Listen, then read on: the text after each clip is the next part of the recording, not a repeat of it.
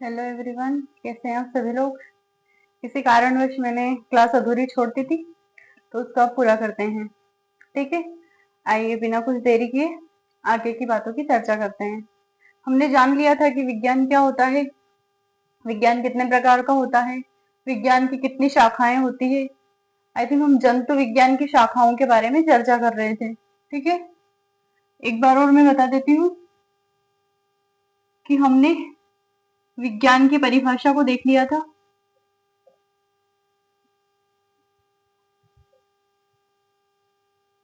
फिर विज्ञान के प्रकार देख लिए थे।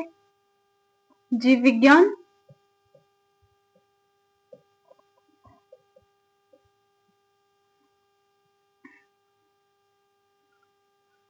रसायन विज्ञान,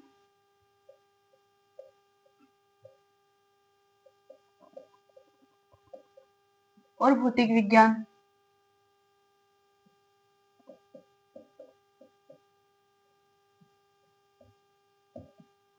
हमने इन दोनों को छोड़ दिया था, रसायन विज्ञान और भौतिक विज्ञान को।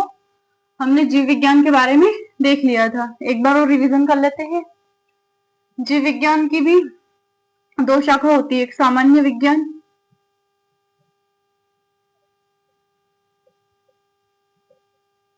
और दूसरा विज्ञान एंड प्रौद्योगिकी, साइंस एंड टेक्नोलॉजी, विज्ञान एवं प्रौद्योगिकी।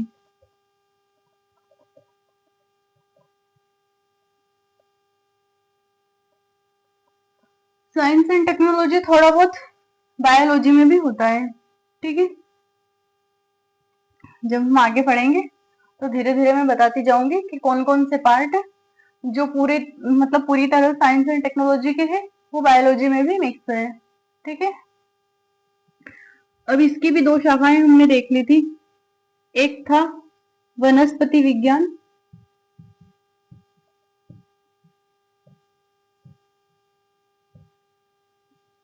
जिसे इंग्लिश में बोलते हैं बॉटनी, और दूसरा है जंतु विज्ञान,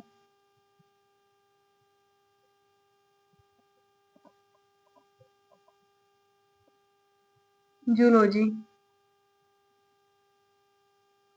ठीक है, वनस्पति विज्ञान के बारे में देखा था हमने, बॉटनी के बारे में कि पेड़ पौधों का अध्ययन करना वनस्पति विज्ञान कहलाता है, और इसके जनक है थियोफ्रेट्स। ठीक है, वनस्पति एवं पेड़ पौधों का अध्ययन करना, वनस्पति एवं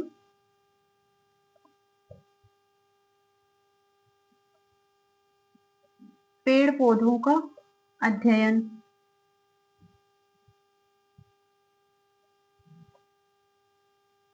इसके जो जनक है वो थियोफ्रेट्स है।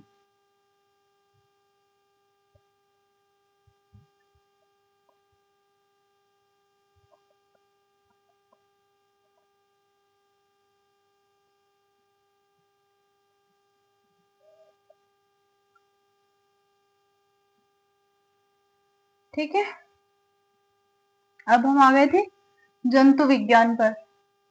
ये जंतु विज्ञान विज्ञान की वह शाखा होती है जिसमें जंतुओं का अध्ययन किया जाता है।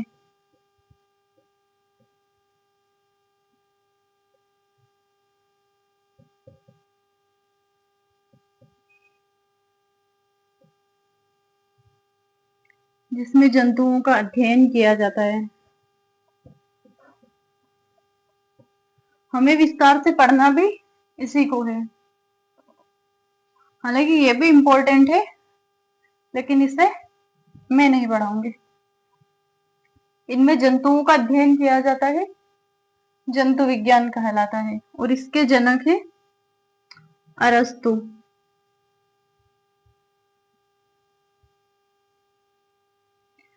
इन्होंने प्रजाति के आधार पर 550 भागों में जंतुओं का वर्गीकरण किया था।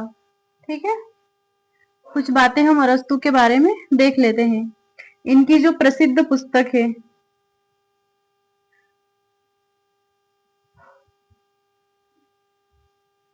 इनकी जो प्रसिद्ध पुस्तक है उसका नाम है हिस्ट्री ऑफ एनिमल।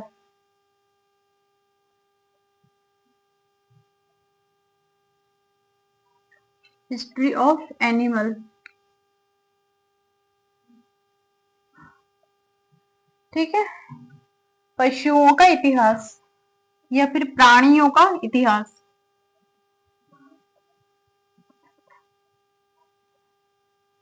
प्राणियों का इतिहास, प्राणी में हम मनुष्य भी आ गए हैं, ठीक है। ये हो गया। इन्होंने प्रजाति के आधार पर जंतुओं का वर्गीकरण किया था 550 भागों में, ठीक है। अब हमें जंतु विज्ञान की शाखाएं देखनी है। आधी तो हमने पिछली वीडियो में देख ली थी, आधी अब देखेंगे, ठीक है।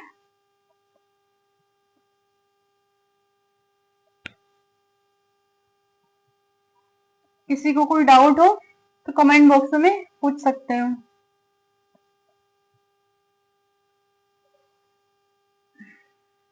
मिटा देती हूँ।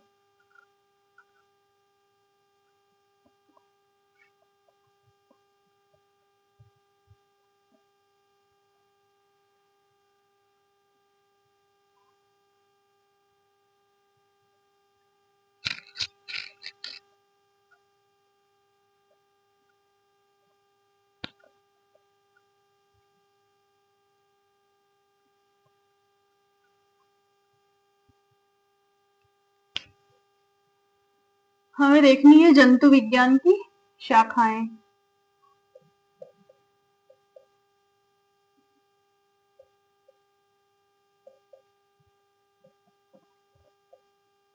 जंतु विज्ञान की शाखाएं, इसकी निम्न शाखाएं होती है। पहली है एनाटॉमी।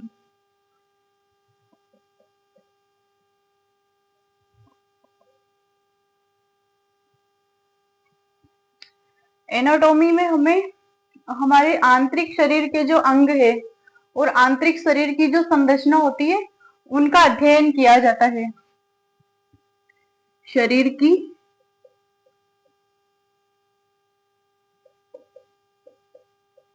आंतरिक संरचनाओं का अध्ययन किया जाता है, जैसे कि हड्डियों का और मसल्स का, मांसपेशियों का अध्ययन किया जाता है, ठीक है। शरीर की आंतरिक संरचनाओं का, शरीर की आंतरिक संरचनाओं का अध्ययन किया जाता है।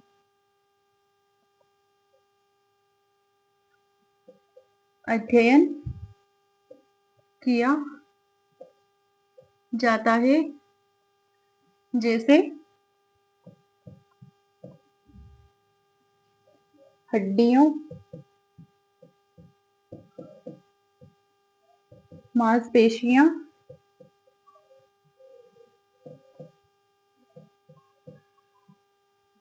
जैसे हड्डियां, मांसपेशियां एवं शरीर के आंतरिक अंग, आंतरिक अंगों का अध्ययन किया जाता है। अंगों का अध्ययन किया जाता है, ठीक है। अब दूसरा था फिजियोलॉजी, कार्य की।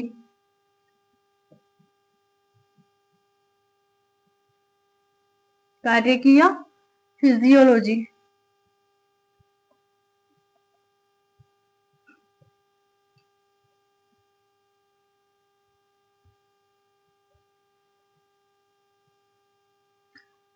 ठीक है। लिख दिया।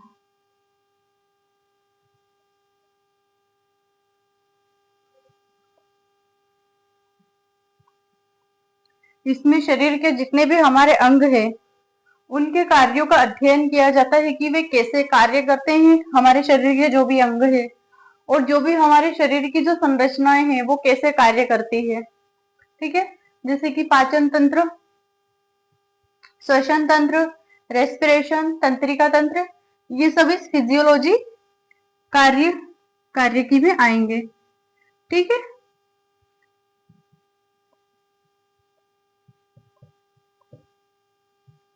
शरीर की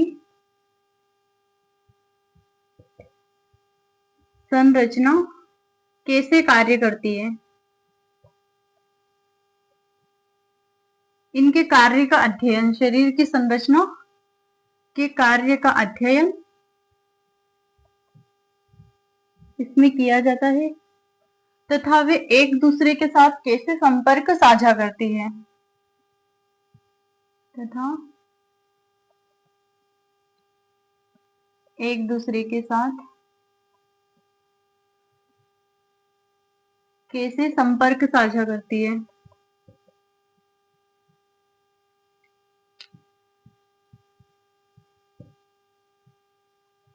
आए समझ में? जैसे हम काम करते हैं ना घर का, खाना बनाना, झाड़ू पोछा, बर्तन, जो भी काम होता है वो हम कार्य करते हैं, वो हमारे शरीर की, वो हमारी कार्य की हो गई है। लेकिन हमारे शरीर की जो संरचनाएं होती है, आंतरिक अंग होते हैं, वे कैसे कार्य करते हैं उसका जो अध्ययन किया जाता है उसे बोलते हैं कार्य की। वो कार्य करने के बाद एक दूसरे के साथ अपना संपर्क कैसे साझा करते हैं, हमें एनर्जी कैसे मिलती है, वो सभी कार्य की में देखा जाता है। जैसे कि पाचन तंत्र,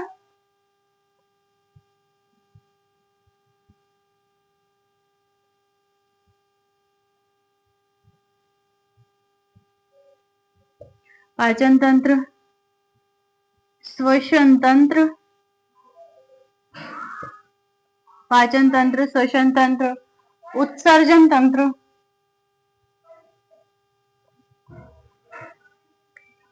उत्सर्जन तंत्र आदि। जब हम फिजियोलॉजी को पढ़ेंगे ना, तब कितने तंत्र होते हैं वो सारे मैं पढ़ा दूंगी आपको, ठीक है। और बखूबी आपको समझ में भी आएगा कि हमारा रियल में शरीर कैसे वर्क करता है, कैसे काम करता है, हम सोचते कैसे हैं, सारी बातें पता चल जाएगी, ठीक है। इतना आया समझ में? ये दो तो हो गए।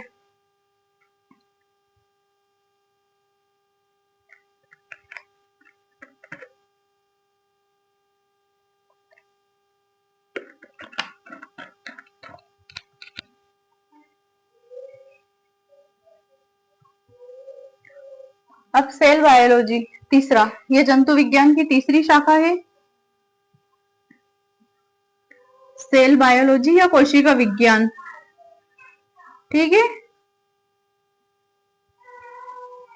सेल बायोलॉजी या कोशिका विज्ञान, इसके अंतर्गत हमारी जो जंतु कोशिकाएं होती है, मतलब हमारे शरीर में, जंतुओं के शरीर में, पेड़ पौधों की बात नहीं कर रही मैं, क्योंकि पादप कोशी जब हम बॉटनी पढ़ेंगे ना, उसमें भी सेल बायोलॉजी आता है, लेकिन वो सेल बायोलॉजी होती है पादपों के लिए, और मैं यहाँ जो बताऊंगी आपको सेल बायोलॉजी, वो होगी जंतुओं के लिए, ठीक है, हमारे मानव शरीर के लिए। वैसे जंतु भी मानव में ही, मानव भी जंतु में ही आते हैं, ठीक है। सेल बायोलॉजी, इसमें कोशिकाओं का अध्ययन किया जाता है। हमारे शरीर में कितनी असंख्य तो कोशिकाएं हैं, लेकिन उनका अध्ययन कोशिका विज्ञान या सेल बायोलॉजी कहलाता है।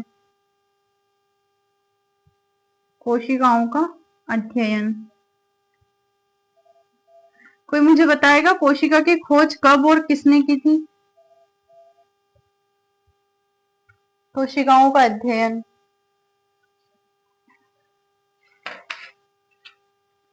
अब चौथा है बायोकेमिस्ट्री, शरीर में होने वाली रासायनिक क्रियाओं का अध्ययन करना,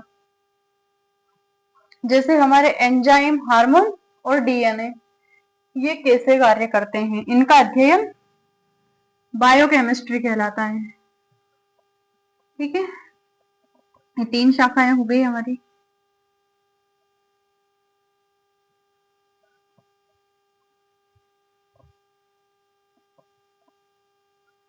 कोशिका की सर्वप्रथम खोज की थी 1605 में रॉबर्ट एंड हुक ने,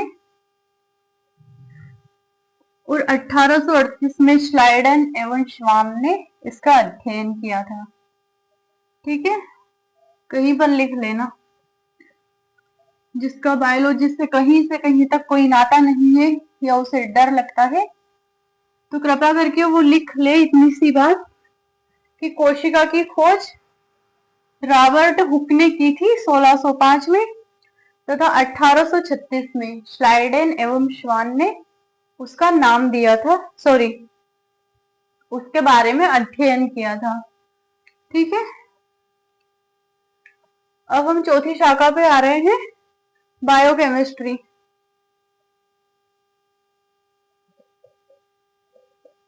ये जैव रसायन विज्ञान, हिंदी में लिख देती हूँ।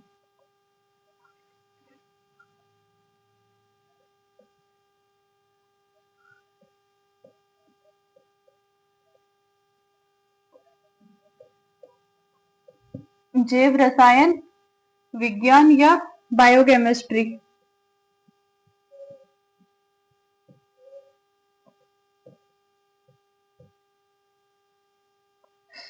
बायोकेमिस्ट्री, इसके अंतर्गत प्राणियों के शरीर में होने वाली क्रियाओं का अध्ययन किया जाता है।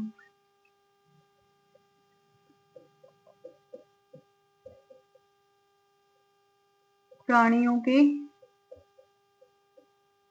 शरीर में होने वाली आंतरिक एवं बाह्य क्रियाओं का अध्ययन किया जाता है। हमारे शरीर में आंतरिक क्या क्या क्रियाएं होती है और बाह्य क्या क्या क्रियाएं होती है, हमारा बिहेवियर कैसा है, हमारी आवाज कैसी है, हमारी आंखें कैसी है, उनका अध्ययन किया जाता है। इसके अंतर्गत जैव रसायन के अंतर्गत आंतरिक एवं बाह्य क्रियाओं का अध्ययन किया जाता है।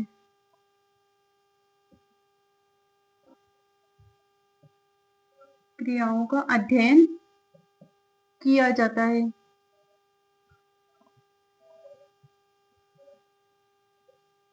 उदाहरण के लिए हमारे हार्मोन, एंजाइम और डीएनए, इनका अध्ययन किया जाता है बायोकेमिस्ट्री के अंतर्गत।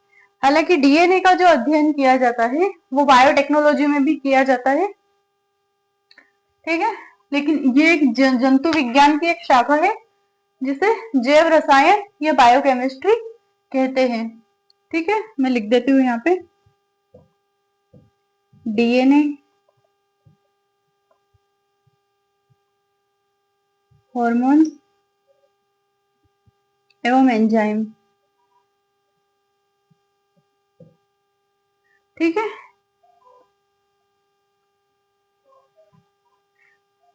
अब पांचवी शाखा है तंत्रिका विज्ञान।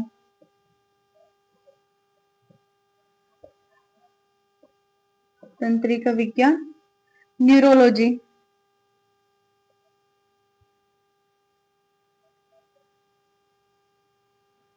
आपकी एजुकेटर की फेवरेट शाखा या फेवरेट सब्जेक्ट न्यूरोलॉजी। ठीक है, इसके अंतर्गत हमारे मस्तिष्क और तंत्रिका तंत्र का पूरा अध्ययन किया जाता है। जब हम नर्वस सिस्टम पढ़ेंगे फिजियोलॉजी में तब बताऊंगी कि हमारा ब्रेन कैसे काम करता है और कैसे ब्रेन के वजह से पूरा शरीर काम करता है। ठीक है, इसमें प्राणियों के मस्तिष्क,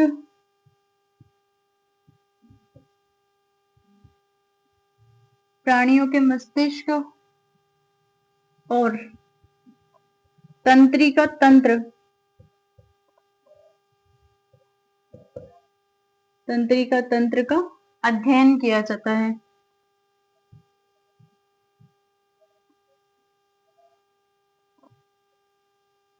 अध्ययन किया जाता है।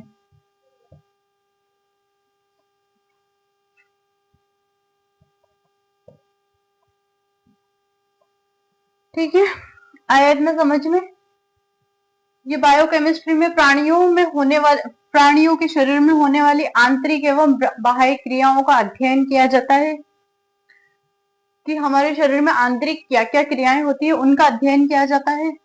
और तंत्रिका विज्ञान न्यूरोलॉजी में नर्वस सिस्टम एवं ब्रेन पर स्टडी की जाती है। ठीक है। अब छठा है अंतःस्रावी विज्ञान, एंडोक्राइनोलॉजी। ठीक है।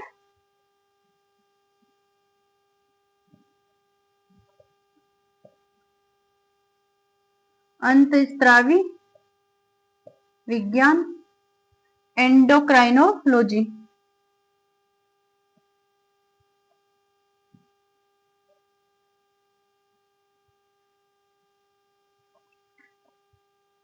यह भी जंतु विज्ञान की वह शाखा होती है जिसमें हमारे हार्मोन्स, एंजाइम और हमारी जो ग्रंथियां होती है शरीर के अंदर, उनका अध्ययन किया जाता है कि कौन सी ग्रंथि से हार्मोन निकलते हैं और कौन सी ग्रंथि से एंजाइम निकलते हैं, तथा वो कौन सी ग्रंथि से जो हार्मोन निकलता है, जिस ग्रंथि से जो भी हार्मोन निकलता है, उसका क्या काम है, वो क्या काम करता है, वो सब इसके अंतर्गत अध्ययन किया जाता है।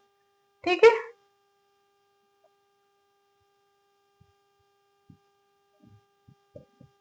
इस शाखा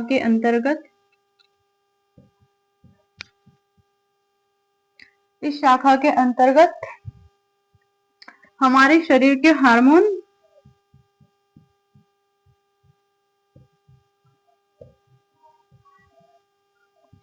हार्मोन, एवं ग्रंथियों का अध्ययन किया जाता है। ग्रंथियों का अध्ययन किया जाता है।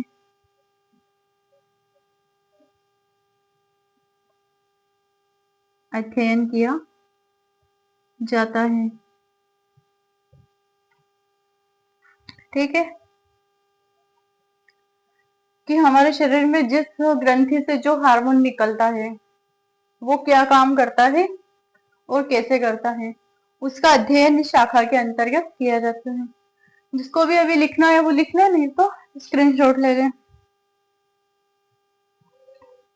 फिर अगली शाखा है अनुवांशिकी, जेनेटिक्स।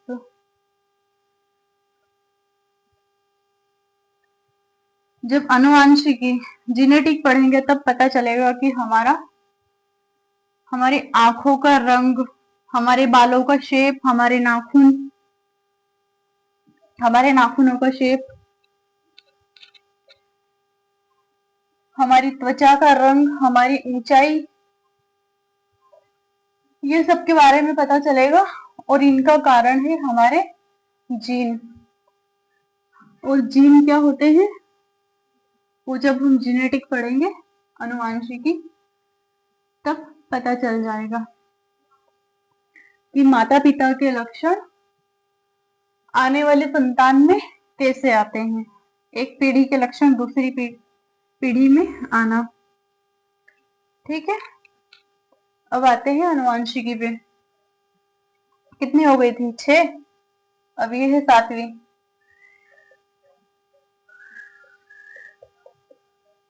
जो भविष्य में पेरेंट्स बनने वाले हैं या जिन्होंने प्लान बना लिया कि हमें पेरेंट्स बनना है, उनके लिए ये बहुत इंपॉर्टेंट है कि एक बार हम अनुवांशिकी पढ़ लें या इसको समझ ले कि ये होता क्या है। या फिर कोई हमें जेनेटिक डिसीज है, कोई अनुवांशिकी बीमारी है, तो उसके बारे में भी पता चल जाएगा। ठीक है। अनुवांशिकी, जेनेटिक्स।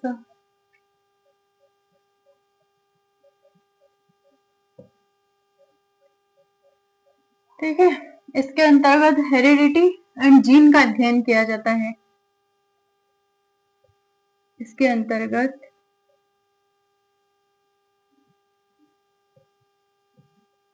हेरिडिटी एंड जीन का अध्ययन किया जाता है। हालांकि जीन क्या होते हैं?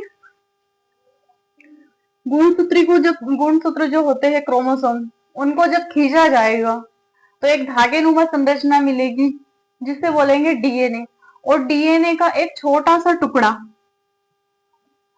ये डीएनए की संरचना है, इसका एक छोटा सा ये टुकड़ा, इसे बोलते हैं जीन।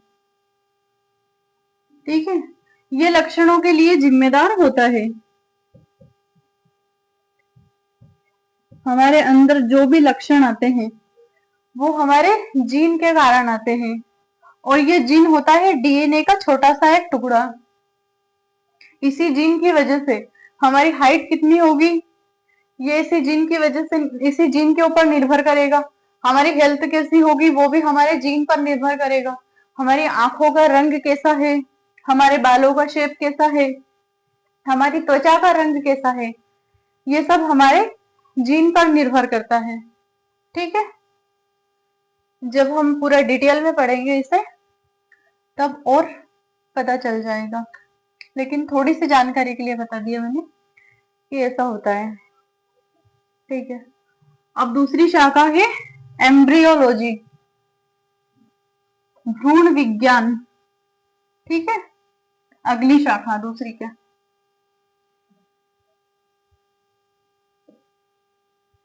भ्रूण विज्ञान, एम्ब्रियोलॉजी।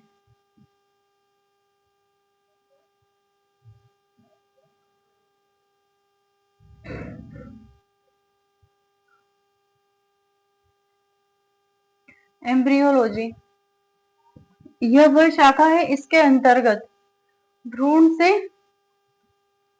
भ्रूण के विकास का अध्ययन किया जाता है। यह विज्ञान की वह शाखा होती है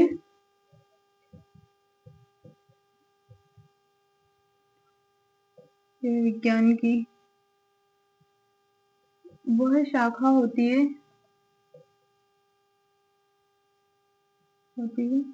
जिसके अंतर्गत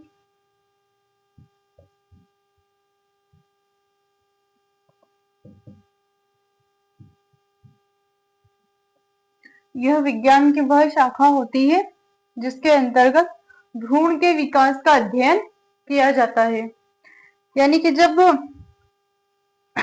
एक स्त्री मां बनने वाली होती है तब उसके गर्भाशय में एक अंडाणु से कैसे एक बच्चे का निर्माण होता है, इसका अध्ययन किया जाता है। उसके क्या क्या फेजेस होते हैं, हर सप्ताह में क्या क्या उसके नाम होते हैं, कैसी उसकी संरचनाएं होती है, कब उसमें जीन आते हैं, कब उसमें हृदय का निर्माण होता है, कब उसमें तंत्रिकाएं विकसित होती है, ये सारी बातों का अध्ययन किया जाता है, या फिर इन सभी कार्यों का अध्ययन किया जाता है एम्ब्रियोलॉजी में। ठीक है, जिसके अंतर्गत भ्रूण के विकास का अध्ययन किया जाता है। यानी कि पहले सप्ताह से लेकर 39वें सप्ताह तक कितने फेजेस आते हैं और क्या क्या होता है, इन सभी बातों का अध्ययन किया जाता है। और भ्रूण में कौन कौन सी बीमारियां होती है उसका भी हमें पता चल जाता है। ठीक है, भ्रूण के विकास का अध्ययन।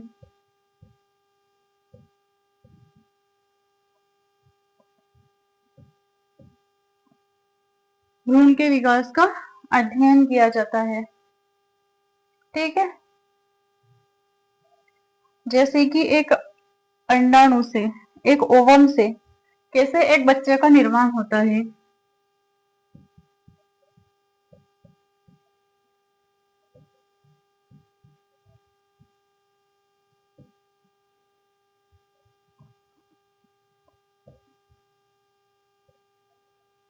अंडाणु से बच्चे के निर्माण की प्रक्रिया प्रक्रिया का अध्ययन।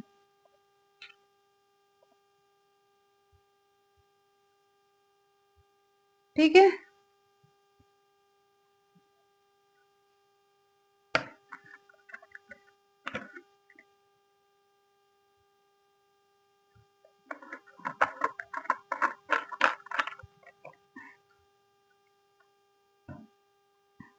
अब अगली शाखा है पैरासिटोलॉजी। ठीक है, पैरासीटामोल नहीं है। ठीक है,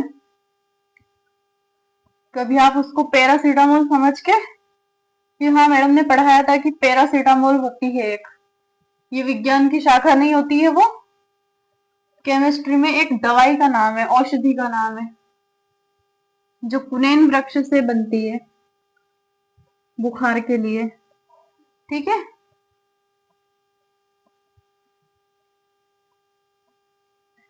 अब अगली शाखा है पैरासिटोलॉजी।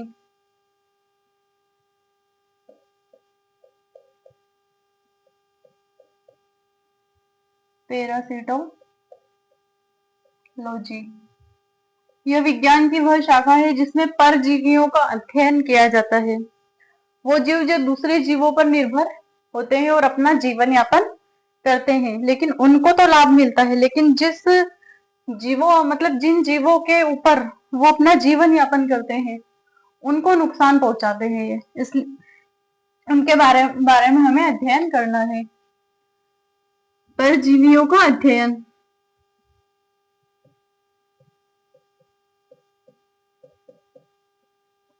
परजीवियों का अध्ययन जो दूसरे जीवों पर निर्भर होते हैं।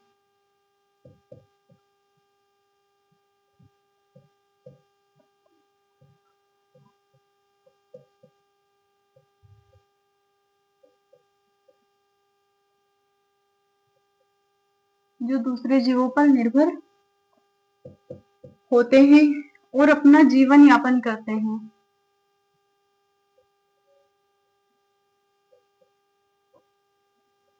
और अपना जीवन यापन करते हैं।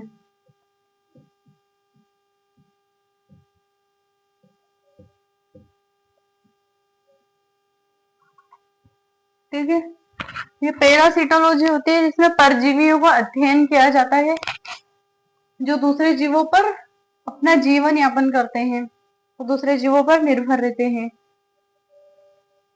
अब तीसरी शाखा है, सॉरी अगली शाखा है हर्पेटोलॉजी।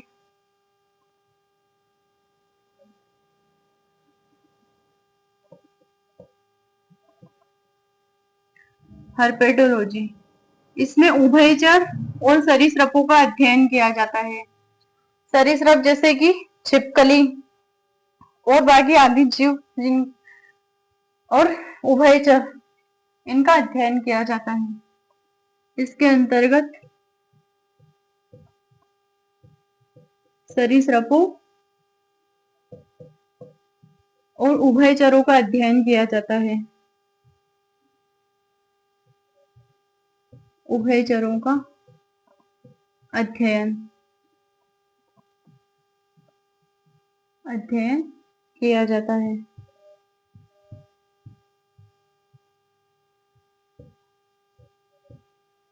ठीक है, ये हो गई जंतु विज्ञान की इतनी शाखाएं, और भी शाखा है लेकिन हमें इतनी ही पढ़ना है इस सब्जेक्ट में, इस विषय में और जंतु विज्ञान में। आगे जंतु विज्ञान में कुछ और भी पढ़ना है हमें, जैसे कि मानव कार्य की, अनुवांशिकी, ये तो है ही सही, और एक आर्थिक महत्व के जंतु और जंतुओं का वर्गीकरण, कौन से जंतु किस प्रजाति में आते हैं, किस श्रेणी में आते हैं, उनके क्या लाभ होते हैं, उनकी क्या हानियां होती है, हमारे मानव जीवन में उनका क्या महत्व है, हमारे आर्थिक जीवन में उनका क्या महत्व है, ये सब हम देखेंगे आगे। ठीक है, अब हम विस्तार से पढ़ेंगे कार्यकी को, फिजियोलॉजी को। फिजियोलॉजी भी दो प्रकार की होती है, जो बॉटनी में होती है वो होती है प्लांट फिजियोलॉजी, और जो जूलॉजी में होती है वो होती है ह्यूमन फिजियोलॉजी, यानी कि मानव कार्य की। मानव कार्य की हमारा शरीर पूरा कैसे कार्य करता है, हमारे शरीर के कौन से अंग क्या कार्य करते हैं और उनका क्या महत्व है हमारे दैनिक जीवन में, ये हम इसके बारे में हम विस्तार से चर्चा करेंगे। पहले देख लेते हैं फिजियोलॉजी को, कि फिजियोलॉजी होता क्या है, कार्यकी होता क्या है। पहले तो देख लेते हैं कि कार्यकी जो होती है वो दो प्रकार की होती है। कार्यकी पता है, मतलब शब्द से ही पता चल रहा है कि कार्य करने का अध्ययन, शरीर के कार्य करने का अध्ययन कार्यकी कहलाता है। शरीर, हमारा ही शरीर में जंतुओं का भी शरीर होता है, और कार्यकी वैसे दो प्रकार की होती है बॉटनी में, पादप कार्यकी। तो पादप कैसे कार्य करते हैं, पेड़ पौधे कैसे कार्य करते हैं, वे अपना भोजन कैसे बनाते हैं, उनमें प्रजनन कैसे होता है, ये सारी जो क्रिया होती है वो कार्यकी के अंतर्गत आती है। ठीक है, तो कार्यकी दो प्रकार की होती है। पहली है मानव कार्यकी,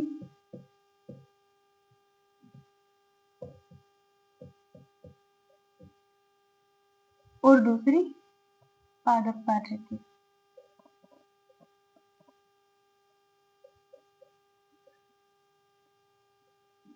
किसी को कोई प्रॉब्लम आती हो तो पूछ लेना।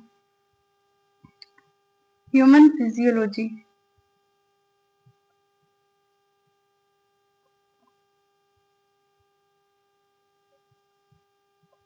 फिजियोलॉजी।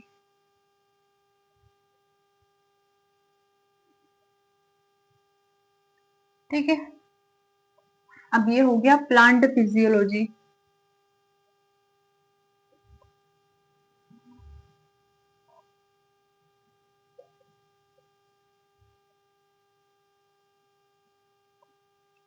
ठीक है, अब हम विस्तार से इसे पढ़ेंगे कि ये जो मानव कार्य की है बेसिकली ये होती क्या है, इसके कार्य क्या होते हैं, इन सबकी हम चर्चा करेंगे।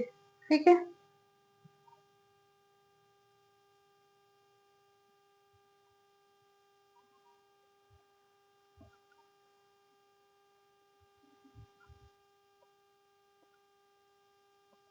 मानव कार्य की, ह्यूमन फिजियोलॉजी।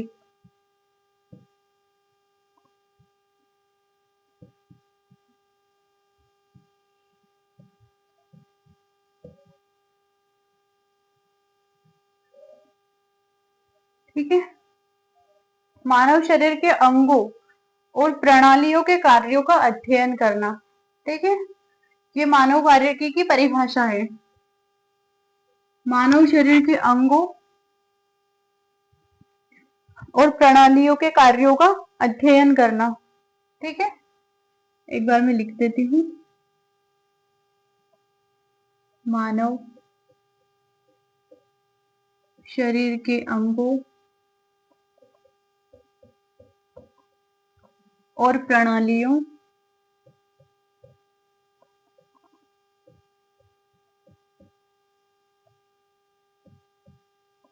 मानव शरीर के अंगों और प्रणालियों के कार्यों का अध्ययन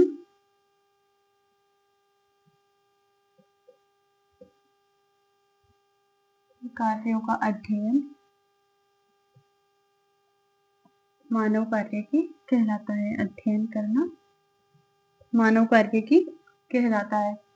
मानव शरीर के अंगों और प्रणालियों के कार्यों का अध्ययन, कि हमारे मानव शरीर में जितने भी अंग है वो किस प्रकार से कार्य करते हैं, उनका अध्ययन मानव कार्य की कहलाता है।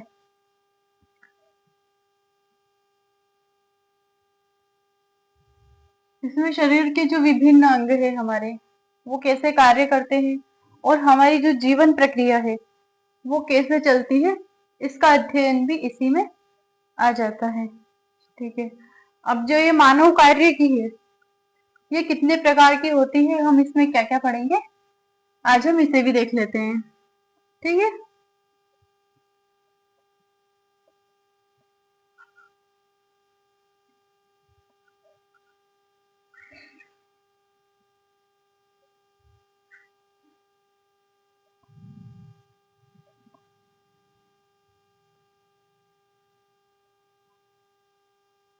मानव कार्य की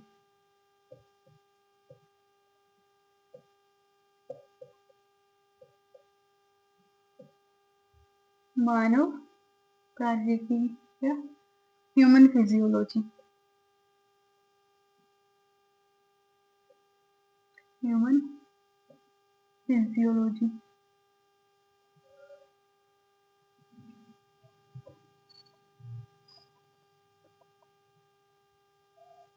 फिजियोलॉजी, ठीक है। अब पहले हम पढ़ेंगे इसमें फर्स्ट में पाचन तंत्र, डाइजेस्टिव सिस्टम, पाचन तंत्र। दूसरा श्वसन तंत्र, श्वसन तंत्र। तीसरा परिसंचरण तंत्र। इसके पहले हम रक्त पढ़ेंगे कि हमारे रक्त कैसा होता है, कैसे बनता है, कैसे कार्य करता है, ब्लड वेसल्स में कैसे जाता है, और हमें ऑक्सीजन, रक्त कौन कौन सी धातुओं से क्या क्या क्रिया करता है, कौन कौन सी धातुएं बनती है हमारे शरीर में, इसके बारे में हम चर्चा करेंगे। और रक्त से होने वाली आनुवंशिक बीमारियां क्या क्या होती है उसके बारे में भी चर्चा करेंगे। और रक्त के कितने समूह होते हैं वो सभी रक्त में आ जाएंगे। फिर इसके बाद आएगा परिसंचरण तंत्र। परिसंचरण तंत्र ये एक ऐसा तंत्र है जिसको समझने के बाद आपके मन में जितनी भी भ्रांतियां हैं वो सारी दूर हो जाएगी। खास करके जो अभी अभी नव युवा बच्चे हैं, 15-16 साल की उम्र के लड़के और लड़कियां, वो यदि इसको सही तरीके से समझ ले तो वो भटकना भूल जाएंगे कि वास्तव में ये होता क्या है।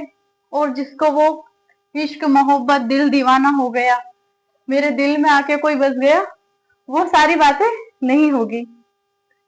क्योंकि हमारे शरीर में जो हृदय होता है उसका एक ही काम होता है रक्त का परिसंचरण करना, ब्लड को पंप करना, रक्त को साफ करना और ऑक्सीजन युक्त रक्त हमारे शरीर में पहुंचाना। अगर उस संरचना, उस अंग में कोई थोड़ा सा कचरा भी चला जाता है, ये थोड़ी सी वसा जमा हो जाती है, तो मनुष्य का जीना मुश्किल हो जाता है। तो आप किसी इंसान को बिठा रहे हो उसके अंदर, तो सोचो क्या हाल होगा। इसलिए ये सारी भ्रांतियां हैं। जब इसे हम विस्तार से पढ़ेंगे तो आप भी भूल जाओगे कि इसका रियल काम क्या होता है और हम क्या समझने लगे हैं। वास्तविक में जो आप बोलते हो कि आज मेरा मन नहीं लग रहा, रियल में आपका मन कोई और है, ये वाला मन नहीं है। इस मन का काम होता है सिर्फ ब्लड को पंप करना और हमारी ह्यूमन बॉडी में शुद्ध रक्त को पहुंचाने का काम करता है। अशुद्ध रक्त लेके आता है और शुद्ध रक्त को हमारी बॉडी में पहुंचाने का काम करता है। ठीक है, ये हो गया परिसंचरण तंत्र। इसमें हम हृदय के बारे में पूरा पढ़ेंगे और ब्लड के बारे में भी। चौथा हो गया उत्सर्जन तंत्र, एक्सक्रेटरी सिस्टम या यूरिनरी सिस्टम।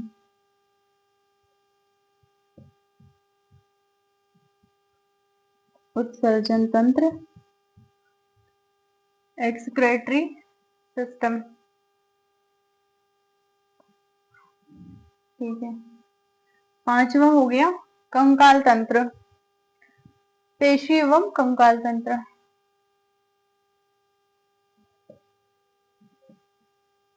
पेशी एवं कंकाल तंत्र, मस्क्यूलो स्केलेटन सिस्टम।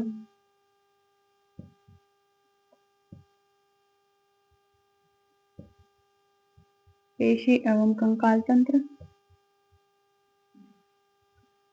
फिर छठा हो गया अंतःस्रावी तंत्र,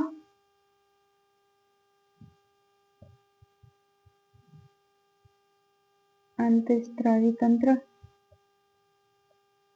फिर सातवां हो गया तंत्रिका तंत्र,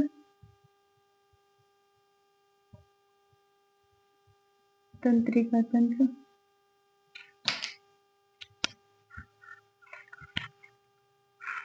फिर हो गया प्रजनन तंत्र, दिखेगा नहीं।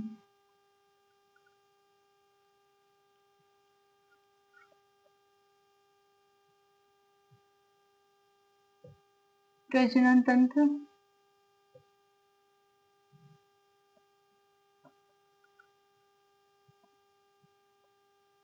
फिर हो गया प्रतिरक्षा तंत्र,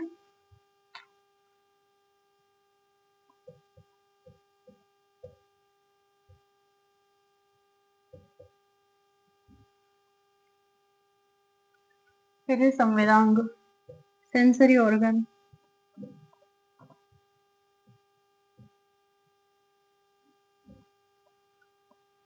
संवेदांग में हम पढ़ेंगे आंख, कान, नाक, जीभ और त्वचा। ये 5 हमारे संवेदी अंग होते हैं। ठीक है, ये इतनी हो गई है जंतु विज्ञान की शाखा है। जंतु विज्ञान की एक शाखा है मानव कार्य की, और मानव कार्य की में भी हमें इतना पढ़ना है। ठीक है,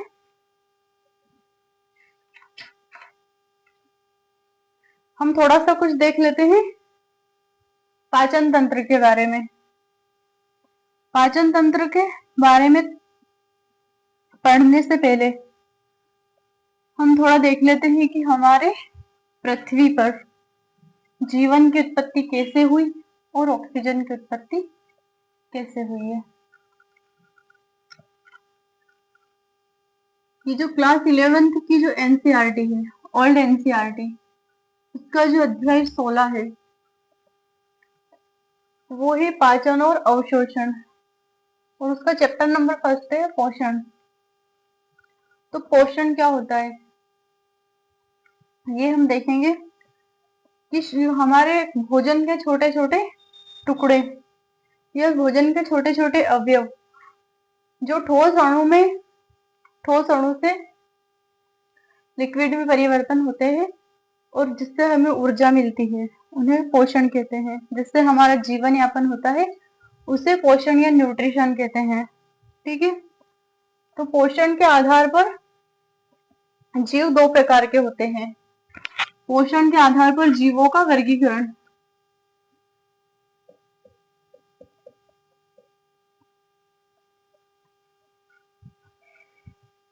जीवों का वर्गीकरण, जीवों का वर्गीकरण पोषण के आधार पर।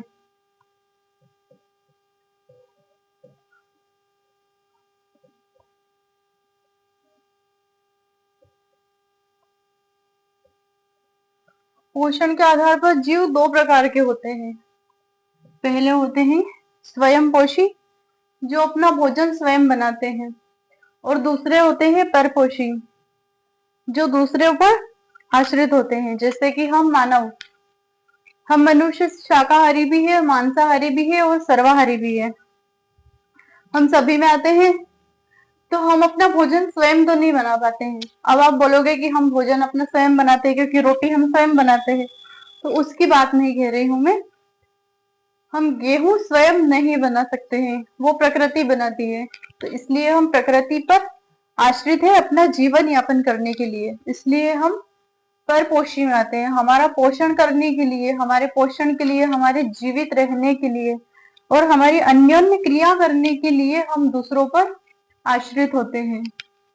और स्वपोषी वो होते हैं जो अपना पोषण, अपना जीवन यापन करने के लिए, जीवित रहने के लिए अपना भोजन स्वयं बनाते हैं। जैसे कि नीली हरी शैवाल, साइनोबैक्टीरिया और पेड़ पौधे। ये सूर्य के प्रकाश से अपना भोजन बनाते हैं, प्रकाश संश्लेषण की क्रिया से। और कुछ पौधे या कुछ जंतु रसायन से भी अपना भोजन बनाते हैं, उसे बोलते हैं रसायन संश्लेषण, ये कीमोसिंथेसिस। तो पोषण के आधार पर जीव 2 प्रकार के हो गए हैं, एक तो स्वपोषी और एक हो गया परपोषी।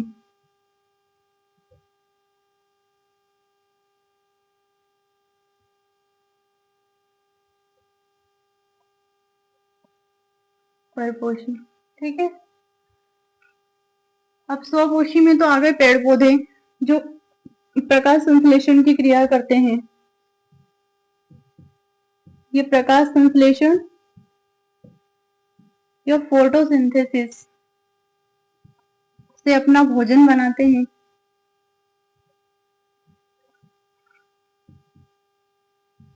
प्रकाश संश्लेषण की क्रिया से अपना भोजन स्वयं बनाते हैं।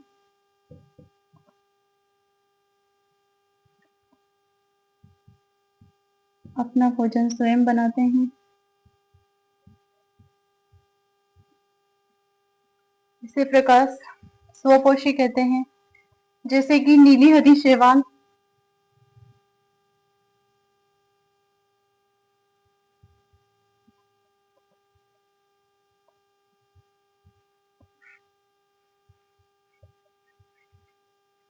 नीली हरी शैवाल, साइनोबैक्टीरिया,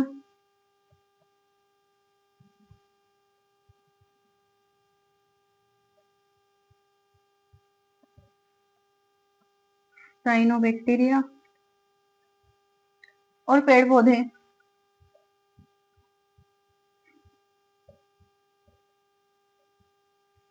पृथ्वी पर यदि सबसे ज्यादा कोई प्रकाश संश्लेषण की क्रिया करते हैं तो एक तो पेड़ पौधे होते हैं, और पेड़ पौधों से भी ज्यादा कोई प्रकाश संश्लेषण की क्रिया करता है जो ऑक्सीजन हमें प्रदान करते हैं, वो होती है नीली हरी शैवाल और साइनोबैक्टीरिया, जो समुद्र में पाई जाती है।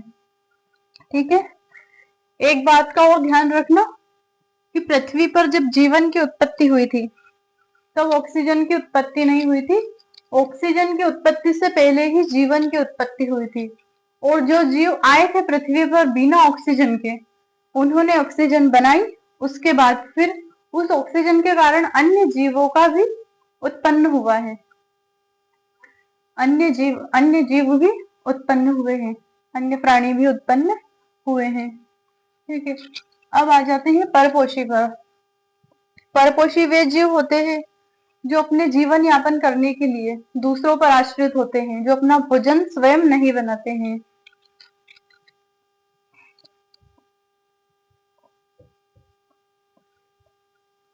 ये अपना भोजन स्वयं नहीं बनाते हैं,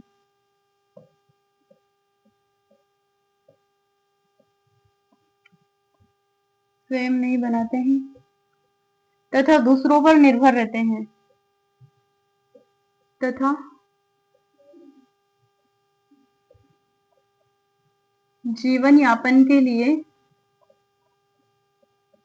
दूसरों पर निर्भर होते हैं।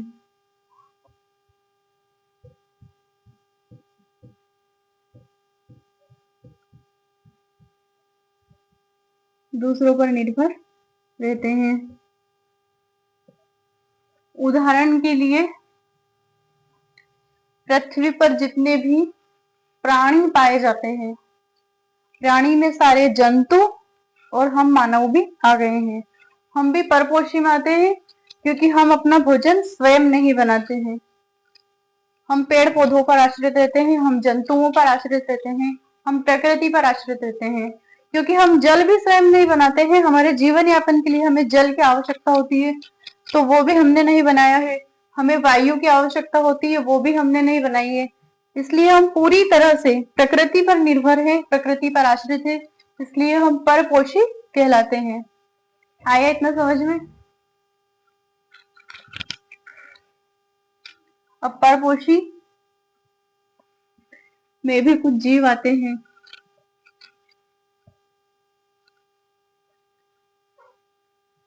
उदाहरण के लिए एक बकरी जो घास पर निर्भर है,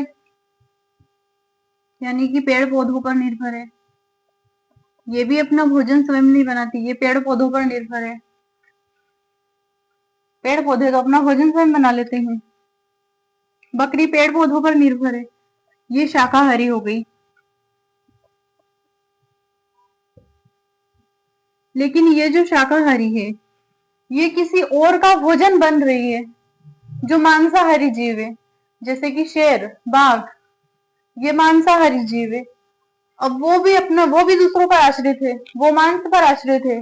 अब ये शाक खा के प्रोटीन का निर्माण करेगी, जो खाएगा मांसाहारी जीव। अब बकरी पर आश्रित होता है शेर और बाघ, ये मांसाहारी जीव है, बिल्ली भी।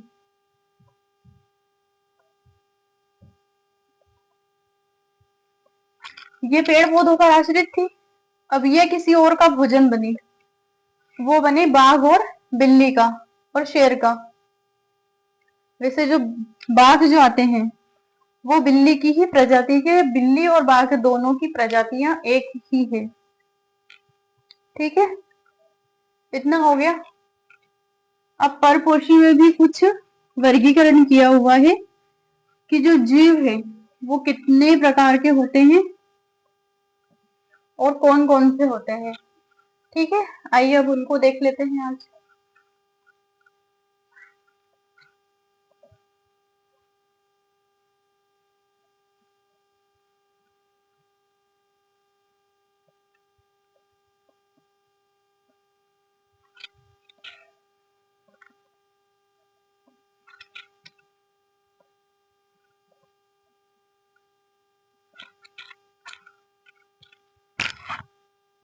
पहले होते हैं शाकाहारी।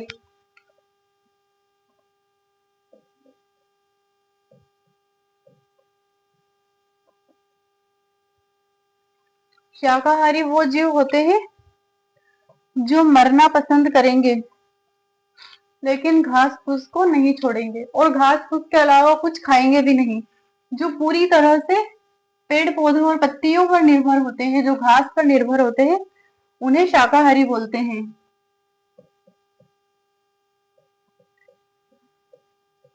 जो पूर्ण रूप से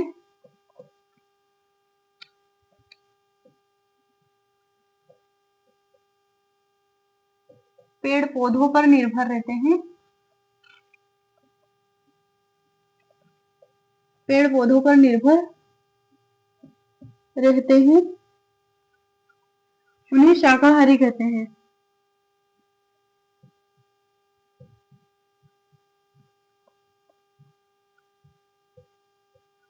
जो पूर्ण रूप से पेड़ पौधों पर निर्भर रहते हैं उन्हें शाकाहारी कहते हैं। उदाहरण के लिए गाय, बकरी और अन्य जीव, हिरण। ठीक है, उदाहरण गाय,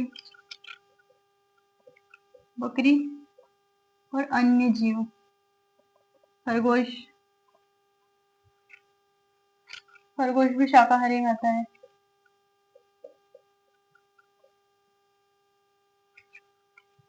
खरगोश, ठीक है। ये इस प्रकृति के जीव होते हैं। अगर इनको ये चीज ना मिले, पेड़ पौधे घास अगर इनको ना मिले तो ये मर जाना पसंद करेंगे, लेकिन ये भूल कर भी मांस को देखेंगे भी नहीं और उसको हाथ भी नहीं लगाएंगे। ठीक है, इन्हें शाकाहारी जीव कहते हैं। अब दूसरे होते हैं मांसाहारी।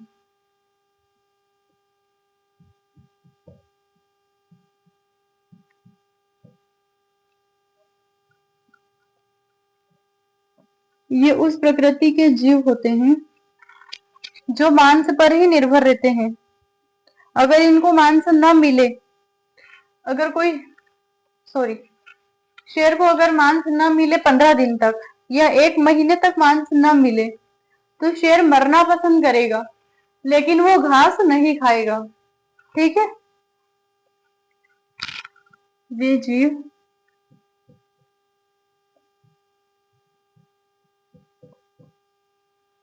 जो पूर्ण रूप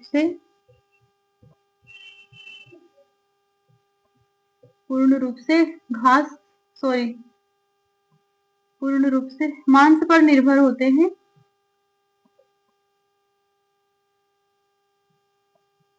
मांस पर निर्भर होते हैं,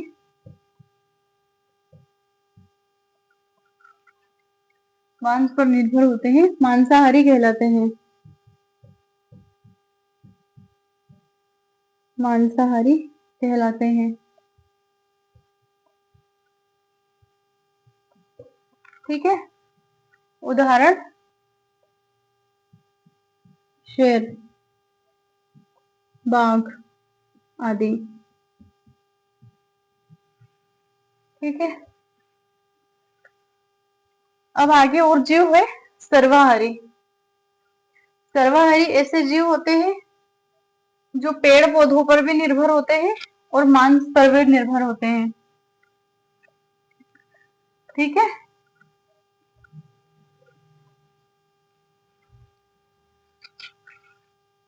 सर्वाहारी।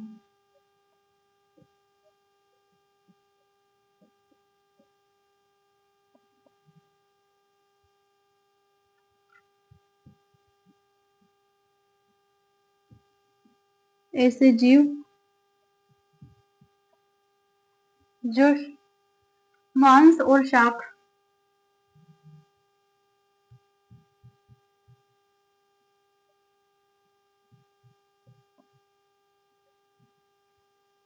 जो मांस और शाक दोनों पर निर्भर रहते हैं उन्हें सर्वाहारी बोलते हैं। उदाहरण के लिए मनुष्य, उदाहरण के लिए मनुष्य, लिखते जाना।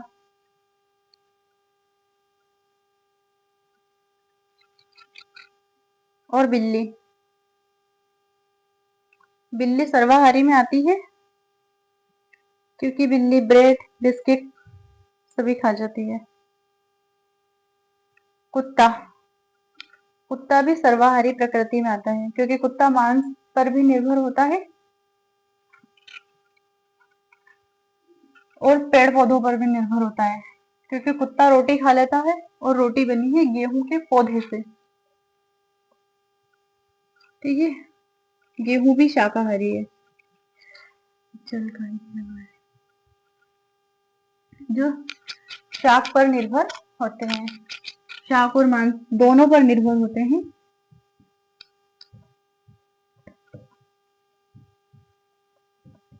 दोनों पर निर्भर रहते हैं। उदाहरण मनुष्य,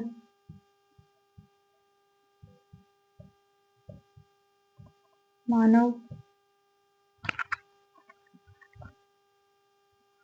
बिल्ली,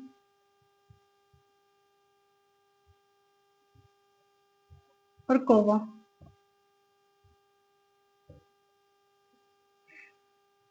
कौवा भी पूर्ण रूप से सर्वाहारी में आता है क्योंकि वो कुछ भी नहीं छोड़ता है। ठीक है, कुत्ता,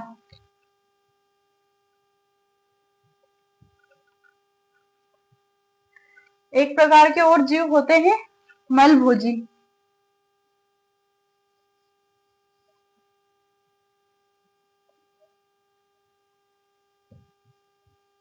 मलभोजी जो अपना मल स्वयं खाते हैं उन्हें मलभोजी कहते हैं। उदाहरण के लिए खरगोश, खरगोश अपना मल स्वयं खाता है।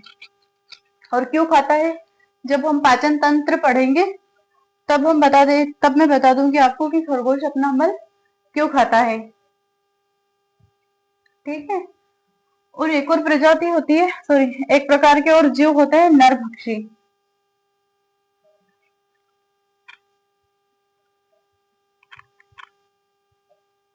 नरभक्षी